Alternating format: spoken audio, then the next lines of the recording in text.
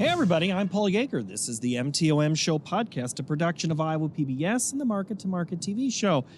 This is my microphone that I'm moving, and I just used it in an interview to talk with Ross Baldwin, which you're about to see. We're going to talk about the livestock industry, find out about his golf game, his wiffle ball game, and which was a bigger impact on livestock, the Holcomb fire or COVID-19. The obvious answer, of course, is COVID-19, but we're going to hear why.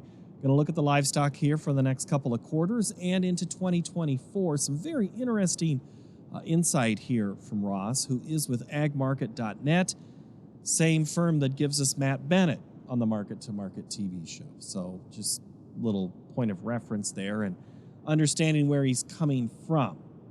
Where we're going now is to the full interview with Ross. Do you like playing golf, Ross? Yeah, I do. I'm not very good at it, but I do like playing golf. So Monday, when I tried to get a hold of you to record this, you were out on a golf outing. I didn't think I didn't think that was something you did in the commodities business. Yeah, truth be told, it was the first time I've been out golfing all year. The first time I swung a club. They had the Iowa Cattlemen's Beefmasters tournament down in Denison, Iowa. And a group of us went down, and it was a nice day. The weather was gorgeous, and we had a good time. So who are you golfing with then? So I golfed with my brother Kyle, and then two other friends of ours, clients that I work with. Both are row crop farmers. One's a Pioneer seed dealer. And so we all went down there and golfed 18 holes. What's everybody asking you right now? Obviously, the big question in the cattle market is how high are prices going to go, and how long are we going to stay at these high prices? Yeah, it's all about the prices with everybody, isn't it? It is. It is. We'll get back to what they really want to know and what I want to know. So you're in Western Iowa, right? Is that what you call it, or do you call yourself Northwestern Iowa? Yeah, we're kind of right in between, in Western Iowa, Northwest Iowa. I'm in a town of Anthon, Iowa, small town, 500 people. We're about 35 minutes southeast of Sioux City. And is that your home area? Yep. So I was born and raised here, grew up just southeast of Anthon. My family's got a cattle feed lot we've spent our whole life feeding cattle. My grandpa Wes started feeding cattle back in the 1950s, and my dad has a cattle feed lot. It's we feed around 4,500 head at my dad's feed lot. His brother and son operate a feed lot right next to his, and then my uncle's other son has a feed lot right there. So between the three feed lots, there's 7,500 to 10,000 head of cattle right there. Did you envision yourself being full-time cattle feeder as a kid? Not really. Growing up, we spent, our summers and growing up, just working around cattle our whole life. And my brothers and I, actually, our whole summers was about playing baseball. We just liked when we weren't cleaning cattle waters or working cattle, we'd be in the backyard playing wiffle ball. And that's so I didn't ever envision I'd be, probably feeding cattle at the rate we are. But I guess, as they say, life comes full circle, and when something's in your blood, it's where you end up, I guess. So when the professional wiffle ball league didn't develop the way you wanted it to, you had to have another option, is what I'm hearing. Yep, had to find an alternative. Were you more of a better hitter, better pitcher? First base. I mean, when we were playing wiffle ball, me and my two brothers, we were all pitchers. Just throw it as hard as we could at the other guy, and if the curveball didn't bend, then the other one was going to be mad. You had to wear it and move on. Yep. What did your brothers then? Did you have those discussions? Some people it's always we're all in, and others are like we're all out. Yeah, so both of my brothers, I'm the youngest of three. My oldest brother, Kyle, and then our middle one, Colt. They both work full-time at the feedlot with my mom and dad. And so they're both out there every day. And then when I'm not working here in the office in Anthon, then I spend a lot of time out there helping them. You also could do math because you figured the third one, there might not be enough room for me to eat at that trough. Yeah, exactly. So at what point did you realize that, I mean, was there college in your future after high school? Yep. So I went to college down at Northwest Missouri State in Maryville, Missouri. I've got a degree in animal science. And then after graduating college, I wanted to get into grain merchandising, actually. And there was a brand new grain elevator that was built just south of Anthon that I got the location manager role of that. And that was back in May of 2012. So my first year in the grain industry was obviously the year of the drought that we talk about frequently. And I spent a little over 6 years managing that truck house elevator, handling corn and soybeans. And then after that, I went over and I worked for Flint Hills Resources at an ethanol plant in Arthur, Iowa, and did kind of merchandising and a lot of commodity risk management for them. And Flint Hills, Flint Hills is one of those that they think of it as an energy company, but it has history in exploration, right? Do I have that right? Yeah, so Flint Hills Resources, I mean, they do, heavy in the energy market. They've since sold off the ethanol plants that they had. Poet is the owner of them plants now. Okay, so then after Flint Hills, what'd you do? Yep, so after Flint Hills, I was really ingrained in the commodity space, heavily focused. I mean, in the grain markets, I've done a lot of risk management in corn spreads, soybean spreads. And at the time, as I was working through both jobs, started feeding a lot more cattle at my family's feedlot and just kind of kept progressively getting more and more involved with my brothers and my dad. And then I knew that I always wanted to kind of get into the commodity space, more of the commodity risk management. And following, close to 10 years in the commercial grain world, I was more ready to jump then than ever. And we ended up, ended up with agmarket.net, which the parent company of agmarket.net is John Stewart and Associates. And one of the head partners of John Stewart and Associates, I had got to know through the commercial grain space. He did risk management at both the grain elevator that I was at, and then we worked with him when we were at Flint Hills. And so we ended up, with Ag Market and get to work, every day with the guy that I started out working in the grain industry with. You also got to know some guy named Matt Bennett. Correct. I got to, Matt has been vital in helping get us started, our office. I've got two other partners in our office. All three of us were in the commercial grain space. So, the commodity brokerage world was new to all three of us. And we couldn't ask for a better company to be with. Matt and the other main partners, they've been phenomenal to work with. When you were playing wiffle ball, who was your father using to help market his animals or figure out how to purchase grain? Was he doing that on your own? Was it your mom doing it? My dad, did it on his own. He did not ever really work with a commodity risk manager. His dad, they just all did it on their own. Back then, I would say the cattle industry, obviously, it's went through a lot of change over the years, but they did more packer contracts. I would say back then. We do very, very little, if any, packer contracts today at the feedlot. But that's just kind of how the cattle markets evolved. You're talking your personal feedlot, you're saying, doesn't do a lot of packer feedlot contracts. That is correct. Okay. So your dad kind of did it on his own. How do you tell someone like your dad that, hey, maybe you could have some professional help?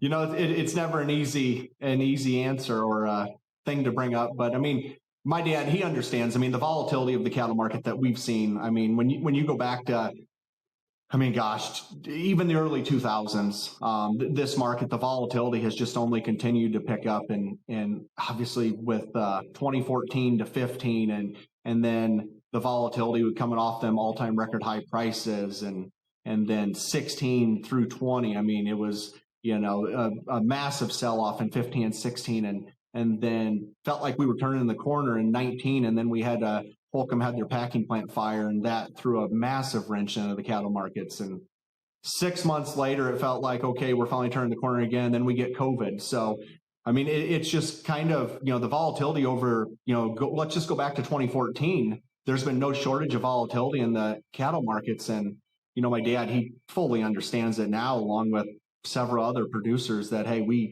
we're in a good spot right now, but we can't let this thing play out the same way that we've seen it over the last, call it decade. So you're not in a square in the cattle industry. You're more like an octagon where you just keep going and there's just a slow corner that you turn. Because do you ever feel like you'll go back to something that's, lack of a better term, normal? I don't know that we will. It's hard. What is the word normal in the cattle market anymore? That's a hard one to say. I think this volatility, it's obviously here to stay. I mean, for the foreseeable future as we navigate through this bullish market that we've got. But I think as eventually when numbers do increase, and we do expand the herd, maybe a few years down the road, maybe that would be a more normal market than what we're currently in at these all-time high prices. But yeah, for right now, a market like that feels a long ways away. I guess define normal. What makes something normal in livestock? The word normal to me in livestock, I hate to even throw out a number like this, but the word normal, when we come off 2014, when we got up to the previous all-time high prices, 2014, 2015, and then we kind of settled in after that big sell-off, 16 through, even just a couple years ago, $1.25 to $1.30 for your fat cattle, that was probably, the word normal. You'd hope to get a rally up to $1.30 and get a good spot to hedge some cattle and, make a small profit, that's probably the word, or more normal to me. But hopefully we're a ways away from that being a normal market, given what we're dealing with today. Do you find a certain level of conditions that are normal, like a certain number of packers or a certain number of large feeding operations, medium feeds, small feeds? Is there any type of balance that influences some of this? It's a great question. Normal to me in the cattle industry, you bring up the packers, normal to me, I know this is opening a huge bag in the cattle industry, but normal to me is how we operate today with the packing industry. I mean, you have the four major packers. We have smaller regional packers, but that is normal to me because that's what we have dealt with. Right, wrong, or indifferent, that is the way the industry is. And that's how we have, we've had to navigate through the markets over the last decade. It is, with the packers that are here. And I don't see that changing. I don't see, there is expansion occurring. There is more packing plants coming online, but I don't see that being, a huge driver in the, in the foreseeable future right now. Obviously these are not normal times with the rapid, slaughter levels that we've seen across the cow industry. I mean, we've been going on over 2 years now of aggressive cow kill. That's not normal. I mean, the inventory numbers that we've seen rapidly declining, the last two semi-annual cattle on feed reports in January, that's not normal, which is what has led us to these all-time high prices that we're seeing. And again, that's not going to change either. I mean, this next January, which we'll get another semi-annual cattle on feed report coming up shortly, but look out to next January. I mean, all cattle and calves on feed, I mean, they're going to be rapidly down again. We continue to slaughter cows at a very aggressive level in this country. And so definitely those aren't normal levels. Okay, so do you buy or subscribe to the theory of the cure for high prices is high prices in the sense of demand is going to get cut out, that is going to maybe somehow keep some of those animals in the lot? I absolutely buy into the saying there is no cure for high prices like high prices. Conversely, there's no cure for low prices like low prices. I know we're talking about livestock here, but let's talk about, the grain market just real quick. I mean, we've seen the corn market. It's just, we've sold off over 90 cents here in the last 5 days, but prior to that, we rallied $1.40 on December corn from the May low to the high here recently. And that was on the weather concerns, the drought that we've had, dryness across the country. The problem, though, that the corn market had going for it in the wake of all of that was the recent high prices we've had the last couple of years. I mean, it's no secret to anyone in the grain markets. Corn demand, for a lack of better word, is terrible right now. I mean, our exports are terrible, and there's a lot of other things. Obviously, cattle numbers down, but high prices have cured that. I mean, that is why we're in the state that we are. As it relates to the cattle market, eventually, there's no question, high prices will cure what we have going. Demand is, when you look at, hey, what's something that could take down the cattle market right now? I mean, in my opinion, the fundamentals, the tightness that we're seeing, I don't see that changing. And I know there's several others out in the cattle market. I mean, we've got to this point because of, it's unfortunate, but years of destruction across the industry. I mean, coming out of 15 to 16, how much money was lost, after the first time we had all-time high prices. And, I mentioned this earlier, but the Holcomb packing plant fire, I mean, that was devastating. And then COVID, and then coming out of COVID, we were thrown the drought across the country, and your feed costs just screamed. I mean, coming out of, August of 2020 when corn finally bottomed. And so we've unfortunately got to this point because of the amount of destruction. And once you start the cycle in the cattle market, you just don't change the fundamentals on a dime. We're not even, in my opinion, we're not even talking about, big heifer retention this year.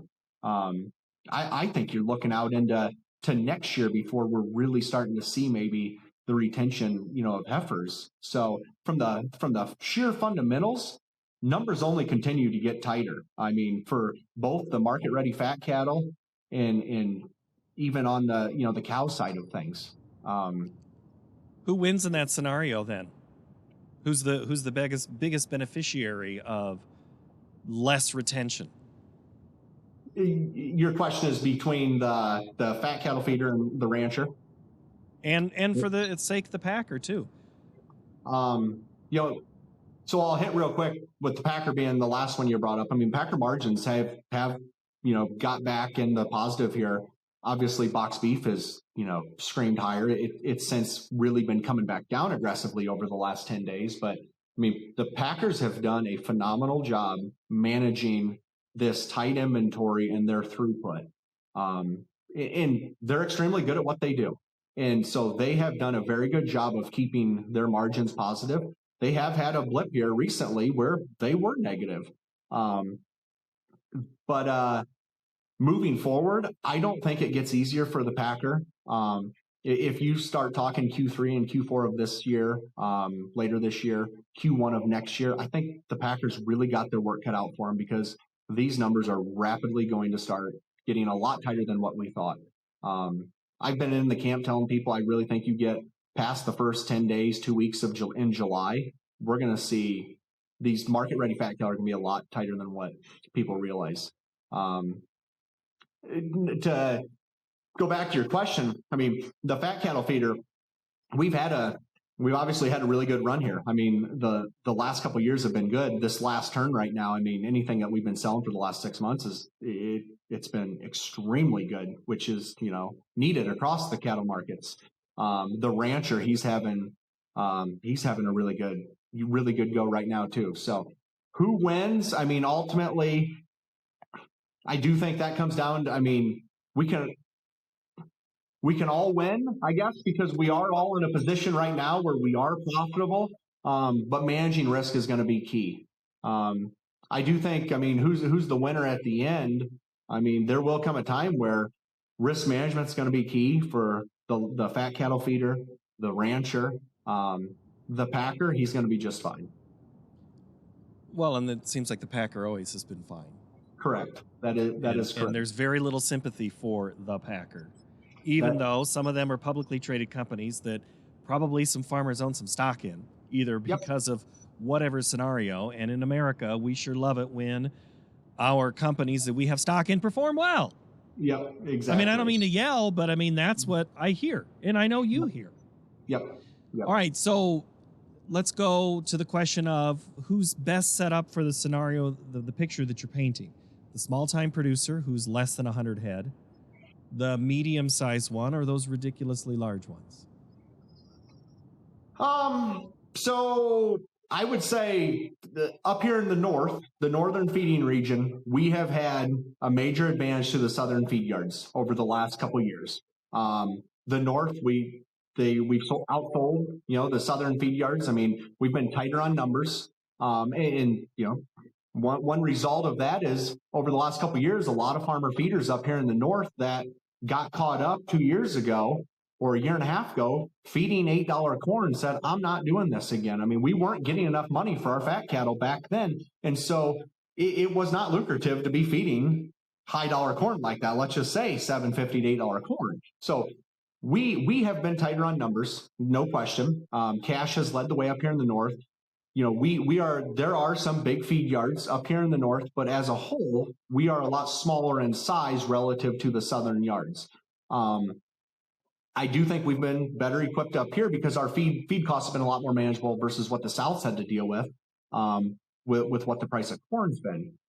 The South is catching up with the North now on cash. Cash is very undefined at this point this week, but the South's traded some 178 to 180 so far this week between Kansas and Texas. It's been very quiet. Northern trade, very undefined. People have been passing bids. But I do think we are going to see the South continue to increase on cash prices. And you can look at the previous, several previous cattle on feed reports. I mean, on feed numbers and placements down, especially Kansas, Texas, they have been well below 100.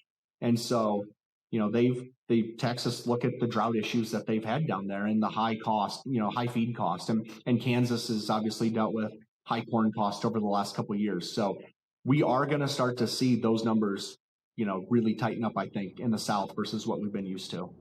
Well, let's talk about the South. Last year did a lot of stories about Oklahoma and Texas drought and yards shipping some animals to other places. It has rained in the panhandles of Texas and Oklahoma and in some cattle feeding areas. What does the southern outlook look to you? Yeah, so Texas, as you mentioned, I mean, they dealt with just a severe drought, and all across the country, issues. But let's just talk about Texas real quick, because I think Texas, it is a major driver of what we're seeing in the market. So yes, they have gotten good rains recently. I mean, their drought has been easing, all but dealing with excessive heat right now. But when you look at the drought that Texas has dealt with, when you look at the weekly cow slaughter, down there, recently they peaked out, and it's part of a region down there, but Texas is the main one in that region. I believe they call it Region 4, but they were in that region killing 16,000 cows a week. And that was as recently as, I think, a month ago. I haven't looked to see exactly what that number is right now, but the peak of that number was just under 25,000 cows a week that they were killing. And Texas was 16,000, or that region was 16,000 cows a week. To put that into perspective, back in 2014, the peak of what they killed in that region was 6,000 cows per week. It is staggering, the amount of females that we've killed across the industry. And currently today, we are still killing a lot of cows and heifers across the country, which tells you we're not at that retention phase yet to where we got to worry about, which that's even 3 years out, from the time that you start retaining heifers. But I do think that's just a really interesting number to throw out there as Texas has dealt with that drought. Hopefully they can all catch a break down there, and with moisture obviously is a lot better than what they've dealt with, and I mean, they could definitely use a cheaper cost of gain down in Kansas and Texas versus what they've dealt with the last couple of years. Why does someone in Anthem need to care about what goes on in Texas and Oklahoma? I mean, so Texas, Oklahoma, Kansas, I mean, as it relates to feeding fat cattle, Texas is the number one state, with number of fat cattle on feed.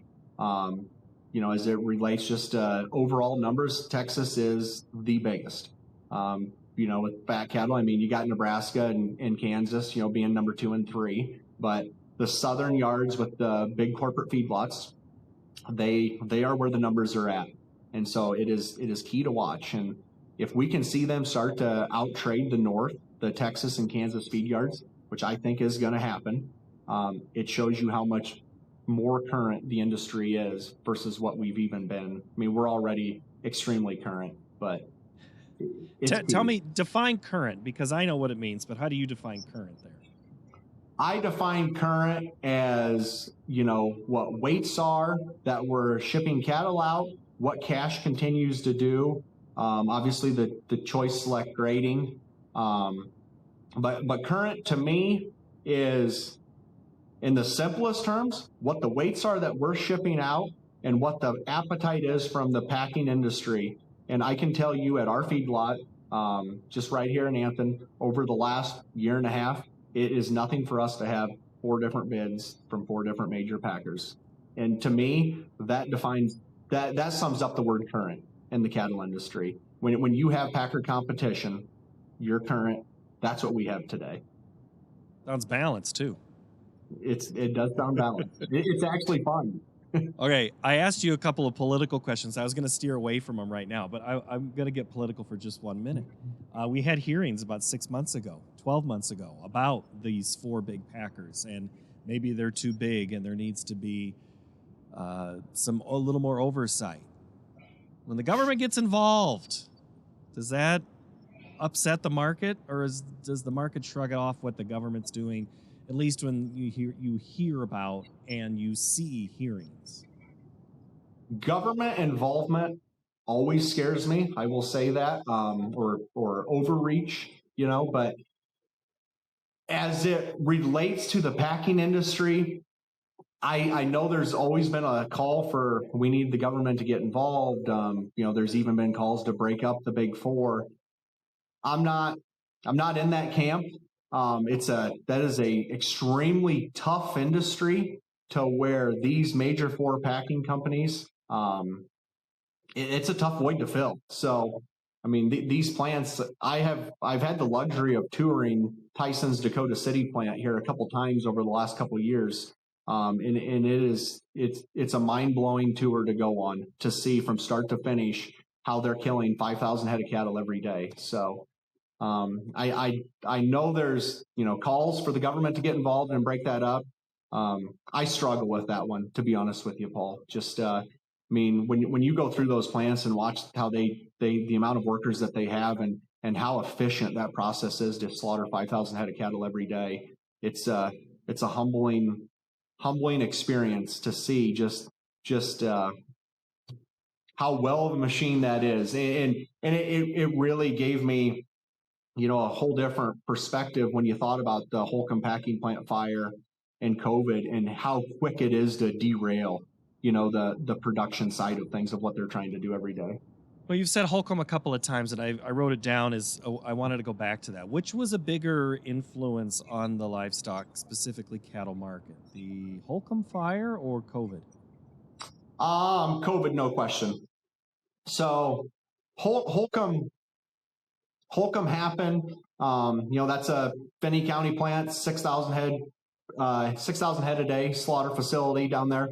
When that happened, I mean, you start backing up, obviously 6,000 head of cattle a day. It was devastating short term to the industry. The crazy part is once we did get down the road, the other packing plants started picking up the slack enough to where we were slaughtering just as many cattle without Holcomb as when it was online, down the road, once they started getting cattle jockeyed around and shifts running more efficient. That was about a 6-month problem of backing cattle up. And then we get to, it started feeling like when we started out 2020, January of 2020, hey, okay, maybe we're finally working through. Holcomb was back online. Maybe we're finally working through this.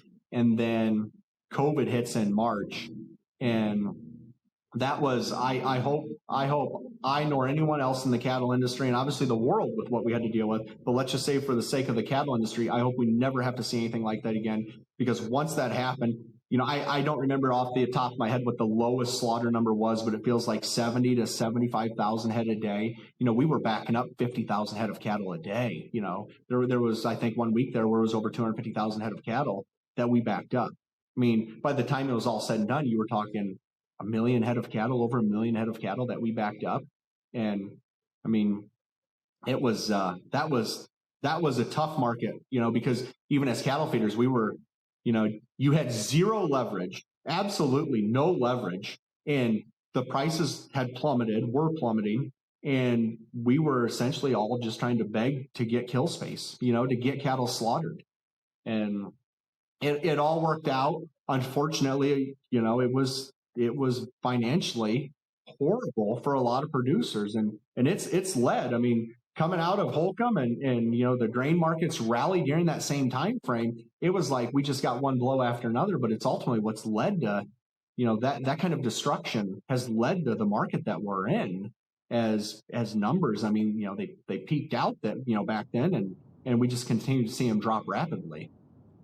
Give me the difference now, 2023, and some of the factors that you mentioned moving in the next 2 years for a livestock producer versus what we had going into 2016. How are we going to be different and not have that collapse of 16? Are we set up any different?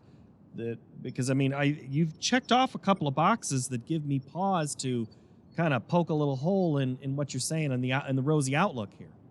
Mm-hmm.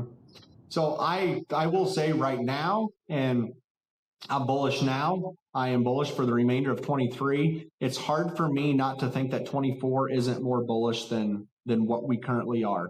Now, that doesn't necessarily mean that we're going to get fat cattle prices, and I hope we do.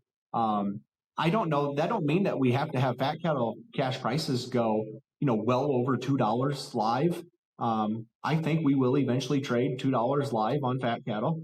One thing to where 24 can be wildly profitable without cash, screaming to $2+ live prices is if our cost of gain can come down, which is we are seeing that come down with what's going on in the grain markets. And I mean, corn rallied the $1.40 the time it did that, and in the same time, August feeder cattle, as bullish as they are, they sold off, corrected after going to they actually had a double top on the weekly chart of the previous high back in 2015. I don't think that holds long term, but feeder cattle, like corn rallied, at $1.40, they sold off over $18. Now, and the bullish story for feeder cattle in that same time did not change. I have been extremely bullish feeder cattle, and I honestly think feeder cattle is one of the most bullish markets out there as those numbers are extremely tight and they continue to get tighter. But as corn has sold back off here recently, which cost of gain is coming down, feeder cattle now have put over $13 back on in the last 5 days, I think it's been. But looking out into 24, the USDA and their May WASDE reports, their June WASDE reports, they have, beef slides. The grain markets get all of, the hype is around the grain markets for the WASDE, but the USDA does have slides in beef. And the May WASDE report is always when they give their outlook for the upcoming year for 24 that we got to see on this last May WASDE. And they made a massive reduction for beef production out into 24. And I believe it was 2.3 billion pounds that they are forecasting beef production to be below this year. And this year is already down. They've had to make a lot of revisions actually from their initial one for 23 due to drought, the amount of cows that we're killing. So we've had more production than what they originally were forecasting. But that last year in the May WASDE in 23, the decrease that they made, I believe it was initially like 1.8, 1.9 billion pounds lower versus 22. That was the largest decrease to beef production over 1 year in 44 years. They've since had to revise that because of cow kill. We're not going to have that near that low. I believe they've actually raised it like maybe 1 billion pounds, 1.2, something like that. I mean, we're still 800 million pounds below the previous year. But this May WASDE that we just had, they forecast beef production, the 2.3 billion pound decrease. That was the largest decrease in 45 years that they're forecasting for next year. So as it relates to market ready cattle, the availability, it's just simply not going to be out there for 24. You can't turn this thing on a dime. Feeder cattle, we just had our cattle on feed report last Friday. The placements, there was people that thought, that placements number came in as bearish. It was 105% placements versus the guesses they weren't thinking it was going to be that much. What drove that is the dry conditions that we've seen across the country, coupled with where feeder cattle prices are. The ranchers are so wildly profitable at these kind of prices. They're selling these feeders very quick. And I can tell you, even from personally at our feedlot, we've been buying feeder cattle back as fast as we possibly could, because we know the writing's on the wall of what's coming post-July. The availability is just not going to be out there. So that number, it was a bigger placement than what people thought, but there was a lot more that went into it than just seeing a 105% placement number. You took advantage where you could, or you can. Correct. That 105% placement number, that was actually the first placements number that we've seen above 100 since last September. Oh, it's been that long? Yep. Wow. I know you asked, so how does this end? What's different versus 16 and the way that ended? I have been in the camp, and I continue to tell people this will end the exact same way that 2015 and 2016 did. We will go from, all-time high profitability levels, all-time high cash prices. Risk management will be as key as ever. I still think we've got a good go of it. I do think, back to our comment earlier about high prices will eventually slow demand. Personally, I'm not too concerned about demand right now. I think when you look at some of the U.S. economic data, unemployment remains extremely low. Just spending across the country, I mean, people continue to spend money. I mean, we see it here. I've traveled across, some bigger cities in the Midwest, and you just see people are out and about. I think that was one of the biggest things COVID did was, people want to be out and about, and they still remember that. So I don't have too many concerns about demand, let's say over the next 12 months, but these high prices, they're going to weigh on demand, which ultimately will weigh on cattle prices being at all-time record highs. And it makes managing your risk as crucial as ever. The stakes have never been higher is what I keep telling people, especially with what we're paying for feeder cattle. You can't call Spencer a big town. That's not a big town when you're saying you've been to all these big towns, things like that. Ross, last question. Are you a better driver, chipper, or putter? We did use a couple of my drives at the tournament on Monday. I'm not much of a golfer. The one individual that golfed with us, he did knock in 2 eagles, actually, and he almost got a third one. So I didn't have to do a whole lot of chipping, I'm going to be honest with you. Fair enough. You got to make your dough where you can, be a good putter. Ross Baldwin, I appreciate the time. Thank you so much. Thank you, Paul. It's been a pleasure. All right, my thanks to Ross Baldwin. If you have any feedback for me, market-to-market@iowapbs.org is the email address to use. I look forward to hearing from you and see you next Tuesday for another installment of this